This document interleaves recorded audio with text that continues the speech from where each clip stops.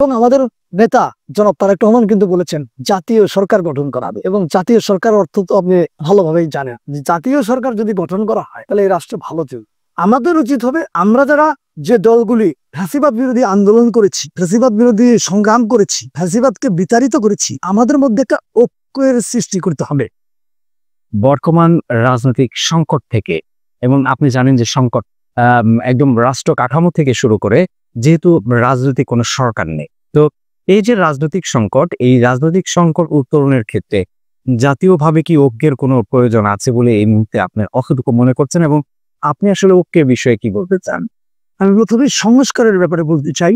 সংস্কার অবশ্যই করা হয়েছে, এবং আমাদের দল বারবার বলেছে যে আমাদের নেতা জনাব তারেক রহমান বাংলাদেশের মানুষের সামনে কিন্তু ৩১ দফা একটা উপস্থাপন করেছেন।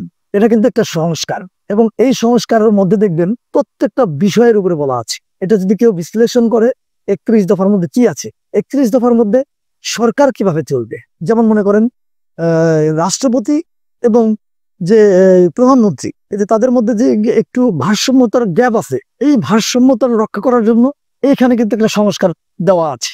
আপনার ছাত্রদের প্রশ্নে যদি আসেন, ছাত্ররা লেখাপড়ার শেষে তাদের জীবনটা কিভাবে চলবে চাকরি না পাওয়া পর্যন্ত, ছাত্ররা যতদিন পর্যন্ত চাকরি না পাবে তাদের কিন্তু একটা সম্মানের ব্যাপারে আছে, চাকরি না পাওয়া পর্যন্ত সেখানেও কিন্তু একটা সংস্কারের ব্যাপার আছে। এখানে আপনারা আসেন প্রধানমন্ত্রী, দেখেন আমাদের নেতা জনাব তারেক রহমান, উনি কিন্তু অত্যন্ত বলা চলে ইয়াং।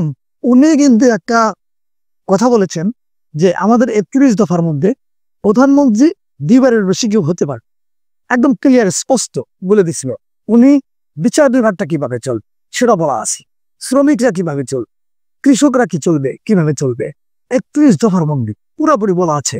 এবং মহিলারা যে এই যে রেশন কার্ড পাবে, মহিলারা কিন্তু তাদের মর্যাদা বৃদ্ধির জন্য, তাদেরকে সম্মান দেওয়ার জন্য একটা রেশন কার্ড থাকবে, পারিবারিক রেশন কার্ড, যে রেশন কার্ডের মাধ্যমে সে উপকৃত হবে, সব ধরনের সে সুবিধা পাবে, ট্রেন ভ্রমণ, চিকিৎসা, সকল কিছু এই রেশন কার্ডের মাধ্যমে পাবে। এবং চিকিৎসা ব্যবস্থা কেমন হবে, সকল বিষয়ে ৩১ দফার মধ্যে আছে।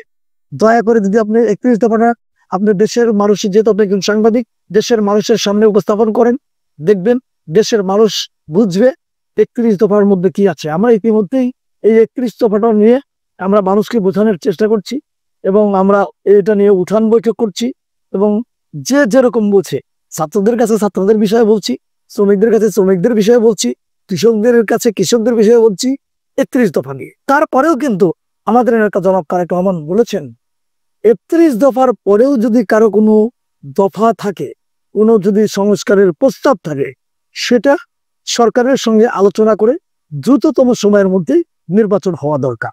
আর একটা প্রশ্ন আপনি যেটি করেছেন যে বাংলাদেশে এখন যে রাজনৈতিক অস্থিরতা চলছে, আসলে রাজনৈতিক অস্থিরতা সবসময় থাকে, এটা থাকবে, এটাই স্বাভাবিক। অন্তর্বর্তীকালীন সরকার যে সিদ্ধান্ত নিয়েছেন যে আগামী ফেব্রুয়ারি মাসের মধ্যে নির্বাচন হবে, এই নির্বাচন হলেই একটি নির্বাচিত সরকার রাষ্ট্র পরিচালনা করবে। নির্বাচিত সরকার আসার পরে পার্লামেন্টে সকল সিদ্ধান্ত হবে, সকল কিছু নির্দেশন হবে।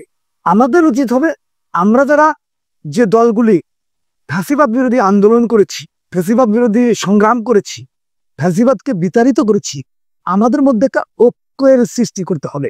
আমাদের মধ্যে ঐক্যের সৃষ্টি করে সরকারকে সহযোগিতা করে নির্বাচন করে, সেই নির্বাচনে যারাই জনগণের ভোটে নির্বাচিত হোক তারা রাষ্ট্র চালাবে, সকলে মিলে আমরা তাদেরকে সহযোগিতা করব।